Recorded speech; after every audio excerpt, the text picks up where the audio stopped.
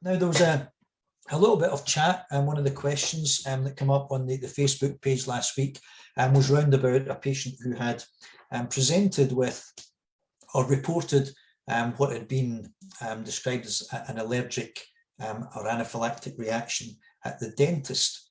And I suggest it was probably much more likely to be a reaction to the adrenaline than to the local anaesthetic, because it's very rare to have an allergic reaction with amides. It's thought to be less than 1% of all allergic type reactions. Now, when I say allergic type reactions, I mean reactions that may have some signs of an allergy, but they're not actually true allergies. So if we think of how infrequent allergic type reactions are and consider that of these, true allergies are less than 1%, we're dealing with very rare occurrences. Allergic reactions were mainly seen in esters, which we don't use anymore, and they were actually mainly seen in esters where there were additives as well. So esters and additives combined were not a good outcome. But of course, there are still some amides with various additives, which we don't use, which would increase the risk of an allergic reaction. The onset is normally very, very quickly, but it can be somewhat delayed. But generally, an allergic reaction, an anaphylaxis, would be very, very quick in developing. It's increased in multi-dose bottles, which we don't tend to use anymore at all. Various additives to those as preservatives often increase the risks of an allergy. Drugs that contain adrenaline, there are preservatives in there, and so sometimes there is an allergy to the preservative. And of course, latex and rubber gloves can actually cause an allergic reaction that might be confused with a reaction from the anaesthetic itself. Let me just discuss with you for a moment a couple of papers that have looked at allergic reactions. There's one by Troutman et al. I think I've got the references at the end, and they looked at 402 patients with allergic type reactions. And they deemed that 373 of these were subjective complaints. Complaints of the skin, of the respiratory system, of the cardiovascular system, or of the neurological system. So they were subjective complaints with no real evidence of any allergy. There were 29 that were looked at more closely, and these patients presented with acute urticaria, sorry I spelt that wrong there, and with acute urticaria within 30 minutes of the injection. 14 of these were deemed spontaneous episodes, and 13 were either allergic reactions to other agents or not allergic reactions at all. These patients were skin tested, and out of the 402, only 2 of those instances of allergic type reaction actually had a true allergy to local anaesthesia. Now, of course, this was mainly in the dental context. So what we don't know is, were the drugs containing adrenaline? Did the drugs have additives to preserve the adrenaline? We don't know that. So of those 2, even at that, we're not entirely sure that they were allergies to the anaesthetic. They were potentially allergies to the preservative. So looking at that, we're dealing with incredibly low numbers of true allergy.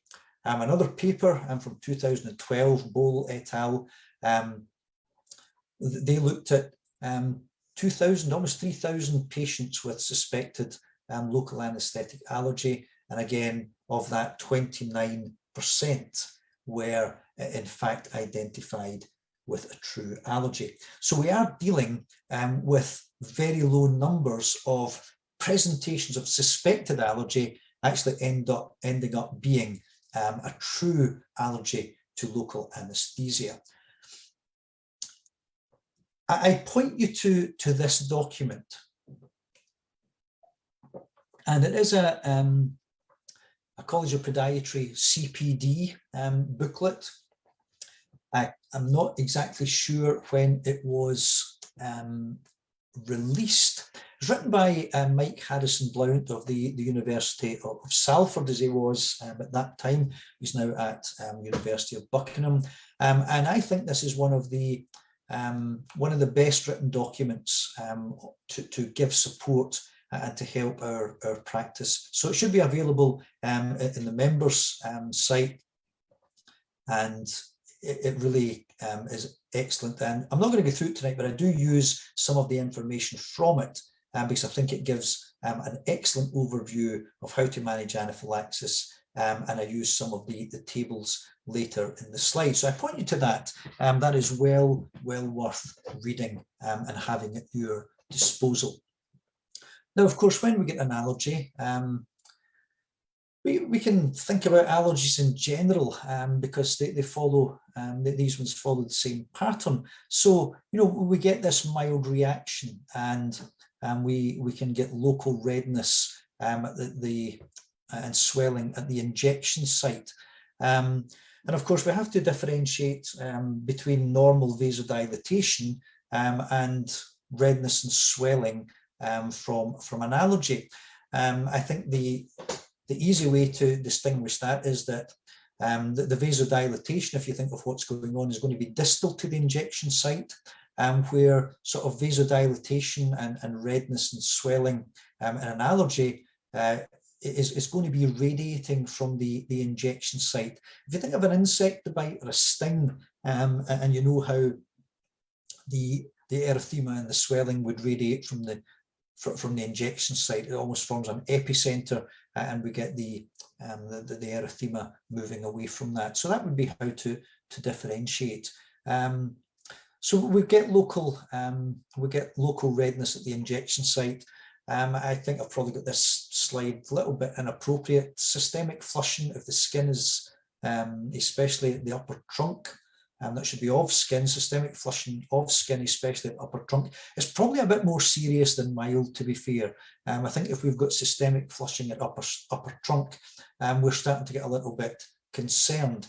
If we've ever to call emergency services for suspected anaphylaxis, one of the first things they'll do is they'll cut the shirt open right up the front just to have a look at the trunk to see if the trunk is infected as well, or affected, I should say, as well as the local site.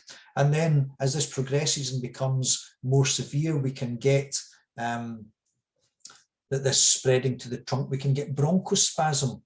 So our bronchi are spasming, not quite like asthma, but often would sound like that. And then we can get angioneurotic edema, where there's swelling of the tongue and the throat and the face. A couple of images.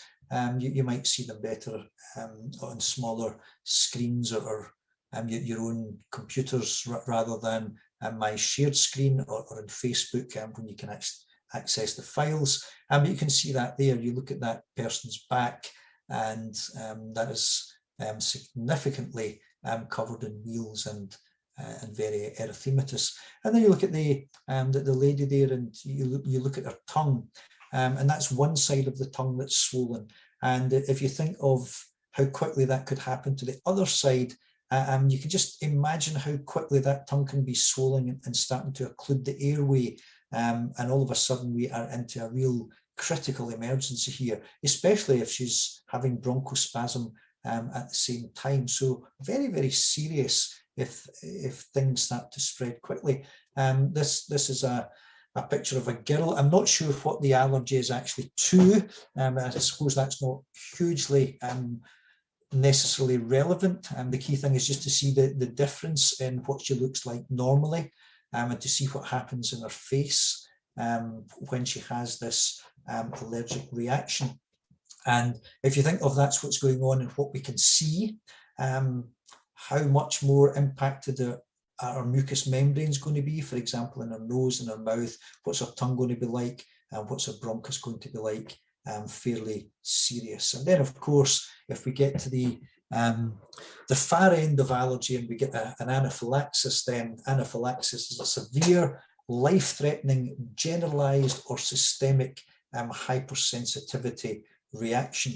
I'm not going to deal with the intricacies of hypersensitivity reactions.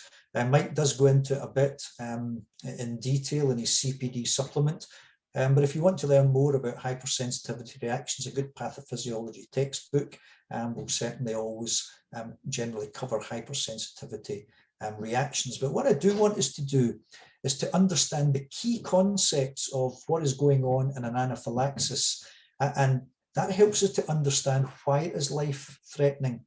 And if we understand why it's life-threatening and we understand what is going on, then we don't need to memorize what to do. We fully understand what is needed and what is required. And in the same way that prevention is better than cure, I would always deem that understanding is better than memorizing.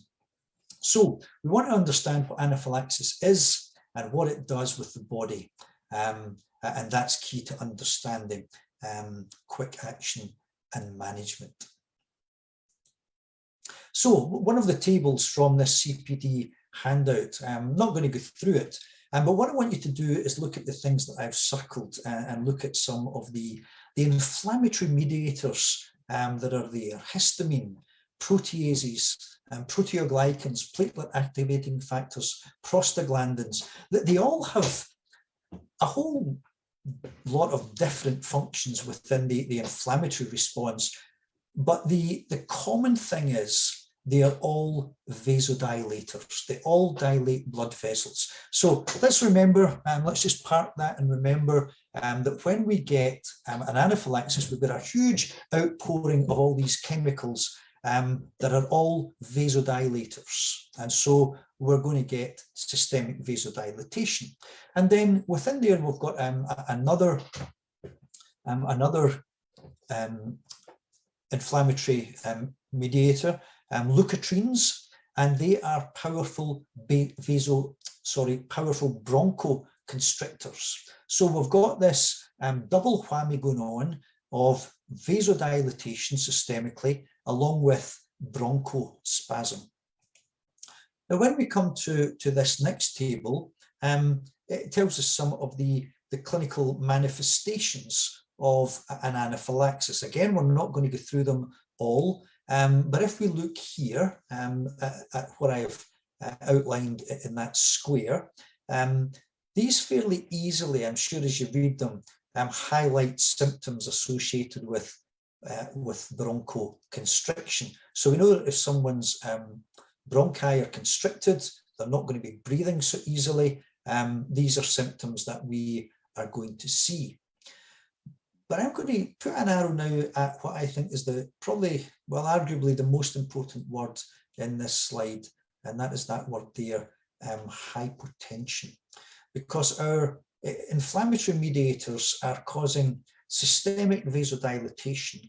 And where we get systemic vasodilatation, we get a systemic crash in blood pressure.